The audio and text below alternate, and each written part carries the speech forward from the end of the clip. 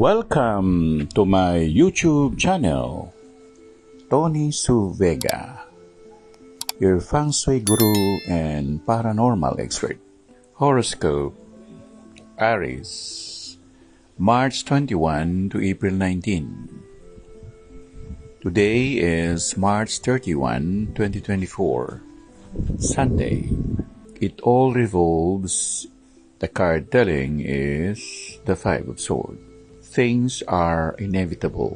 We really do not know what will happen in the future. So, be very, very aware of this situation that it is not always a sunny day.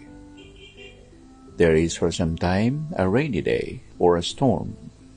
Aries, March 21 to April 19. Ngayon po ay March 31 na, 2024. Araw ng linggo. Ang baraha na nakuha natin ay may kinalaman sa Cinco de Espadas.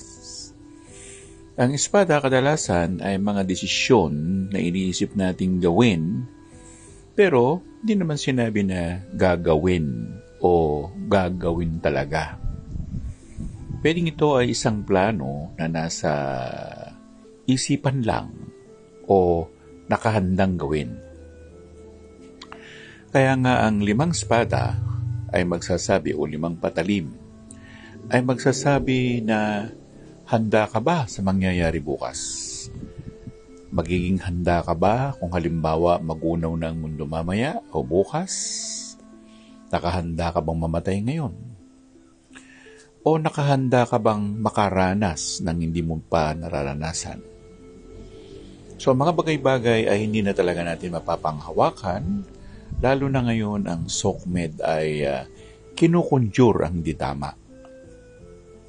Mas mabuti pa na kahit na hindi natin alam, ay umasa tayo na sa kinabukasan ay may magandang kinakaharap tayo. Dahil kung hindi, ano pang kabuluhan ng buhay? Ano pang mararanasan natin sa buhay natin kung ang problema ay nandyan palagi? At hindi tayo nakakaranas ng katahimikan. Ganyan ang magiging takbo ng panahon ngayon. Walang kasiguruhan. Hindi mo kilala, hindi mo alam na yung kakampi mo ngayon, bukas kaaway mo na. O hindi mo din alam, bukas yung kaaway mo ngayon, kakampi mo na. Kaya ihanda mo ang iyong sarili sa mga ganitong sitwasyon.